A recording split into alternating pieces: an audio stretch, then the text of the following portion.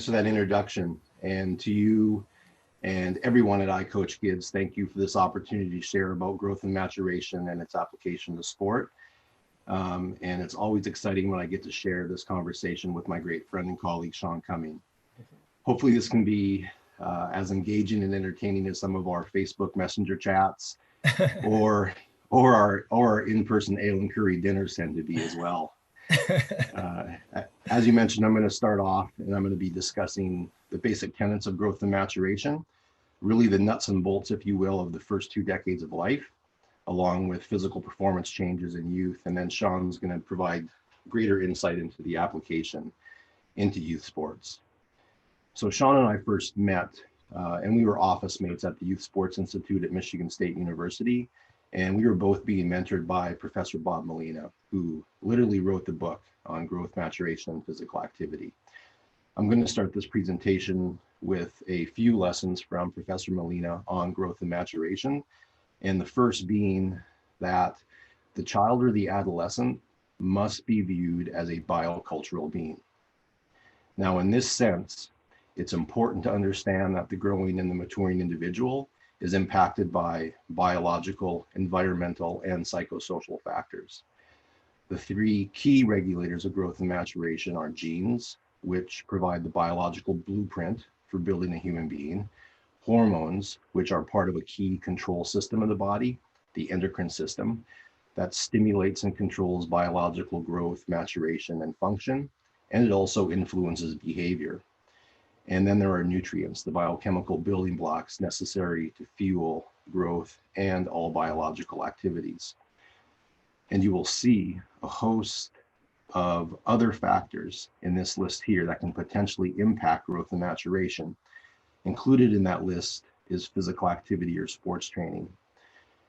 If we think of this as a regression equation or a prediction equation, genes, hormones, and nutrients explain a large percent of the total variance in growth and maturation, with these other factors playing an important role, but contributing a small piece to overall growth and maturation.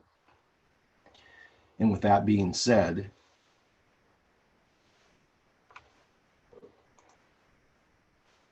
here's lesson number 2. Most, if not all of us here today are interested in training kids or how they perform in sports.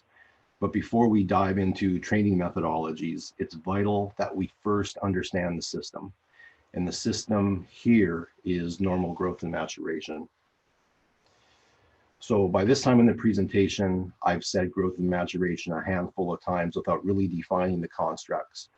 And many times these terms, growth and maturation, and I'll also add development, are used synonymously or interchangeably. Although they are definitely related, they are separate constructs. Growth is an increase in the size of the body as a whole, oftentimes taken as height and weight.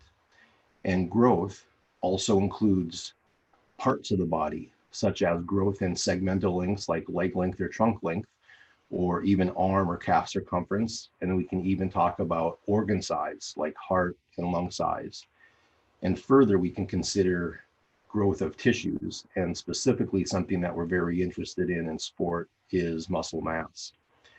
Biological maturation is occurring at the same time as growth, and it's defined as progress towards the mature state. I'm going to mention here, and I'm briefly going to cover it again later, that maturation is assessed via bodily dimensions, or what we call somatic maturation, the maturation of the skeleton through bone age, and also of secondary sex characteristics. A very important idea is that maturation of these systems and all organ systems and tissues of the body, they vary in their timing, or when a certain event occurs, and in their tempo, or the pace at which an event occurs, or how long between certain events. Again, this is a key consideration in maturation, the timing and the tempo. With maturation, we are also relating biological time or biological age to calendar time or calendar age. In other words, not all 12-year-olds are at the same event or are the same biological age, nor are they progressing at the same rate, as growth and maturation are a continuous dynamic process. Development is more of a psychosocial cultural construct. It is about behavioral development and learning within one's own society or culture.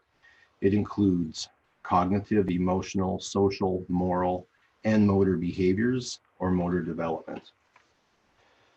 So thus far, we've had two key lessons, and now I'm going to give you a key figure in growth and maturation. This is Skamann's curves, and it builds upon the definitions of growth and maturation. On the y-axis is the percent of adult size attained. So really this is considering growth, but again, maturation is interrelated and influencing the growth curves. The blue curve represents the brain and the nervous system development and shows very rapid growth early in life of the brain and its increasing complexity as we are learning language, emotions, and rudimentary and fundamental motor tasks. At the same time, there is rapid physical development in the first few years of life before it begins to slow into steady growth during mid to late childhood. Now, all during this time, the sex hormones, namely testosterone and estrogen, and the related organs have awoken, but they remain in a slumber until the arcuate nucleus, a cluster of neurons within the hypothalamus, that is responsible for stimulating the release of gonadotropin releasing hormone, opens the floodgate, so to speak, for puberty and the adolescent growth spurt. This is followed by a deceleration in growth and the final stages of maturation, as adult height is attained with the closing of the epiphyseal growth plates of the long bones and the attainment of stage 5 of sexual development in the biologically mature state.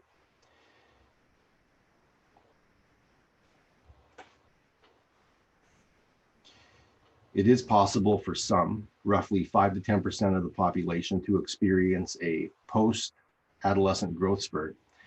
And it should also be mentioned that lean mass continues to accrue in males into the early 20s. Skamann's general curve of physical growth represents what we would call a distance curve, showing the growth status at a given time or the distance traveled from birth to that current event or current state. This is often seen with height and weight when plotted on a percentile growth chart. And this also applies to almost all other parts of the body and dimensions, with the exception of body fat and dimensions of the head and face. And also applies to many of the physical performance qualities shown here, VO2 max, anaerobic power, speed, strength, etc., that we're so interested in using to identify, evaluate, and train young athletes. You will also see some variation in the patterns. Again, variation in timing and tempo between tissues and organ systems, as shown here for leg length, growing before the trunk. But the pattern follows the sigmoidal shape of Skamann's general curve. You will also begin seeing differences between boys and girls, with the differences being very slight during mid to late childhood, and then sometimes girls equaling or even passing boys for a short time as they enter the adolescent growth spurt a few years earlier than boys. But the sex differences clearly emerge in adolescence as girls begin to plateau in many physical performance parameters, largely reflecting the plateau in lean muscle mass. So again, a big take home of this slide is first understand the system before making claims about training effects or identifying and selecting youth. Now, if we pull a group of, let's say, 13-year-olds, and let's just say that they're the exact same chronological, or what we would say decimal age, even though they're the same chronological age, there will be differences in biological age and maturity status. I'm showing this slide so that we don't make the mistake of using the child's body size alone as an indicator of maturity status. The girl on the left may be an early mature, but she may also be a genetically tall, average mature, or even a late mature and genetically tall. And the same goes for the smaller girls on the right. Instead, and as I mentioned earlier, there are 3 standard assessments of biological maturation. We could ascertain the age at menarche of these girls or assess stages of pubertal development in both boys and girls. We could also get a hand wrist x-ray and determine skeletal or bone age. However, these measures are usually clinical and a bit more invasive, with the former having some cultural sensitivity to it in some places. Therefore, we often resort to somatic maturation. Somatic maturation is based off of growth and height, and instead of the distance curve, we are actually calculating the rate of change of growth in height to create what we would call a velocity curve, and identifying key events of the adolescent growth spurt. The key events include the age at takeoff or the initiation of the spurt, occurring on average at age 10 in girls and 12 in boys, the peak height velocity, the maximum magnitude or rate of growth during this phase, and its corresponding age at PHP, on average 12 in girls and 14 in boys. Now, this is the average curve, and the reality and per the definition of maturation, there is considerable variability between individuals in the timing and the tempo. And so it really looks like this, with early, average, and late matures based on age at peak height velocity. Now, if we further explore this individual variability, this table shows data from 2 longitudinal growth studies, with the range in these parameters being very considerable. You can see that the age at peak height velocity can occur anywhere between the ages of 9 to 15 in girls and 12 to 16 in boys.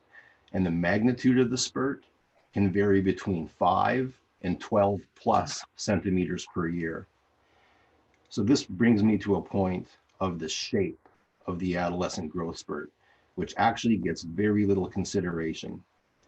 And I've been thinking about this idea more recently with COVID, and looking at the COVID curves, this really came to light. Now, we always see these nice bell-shaped curves of the adolescent growth spurt, with the timing, the magnitude, and the tempo dictating the shape of the curve. But the reality is that they are not all pretty and they're not all bell-shaped, as shown in the textbooks. They are probably more like COVID curves. Some are short and intense, others long and less intense, and then everything in between.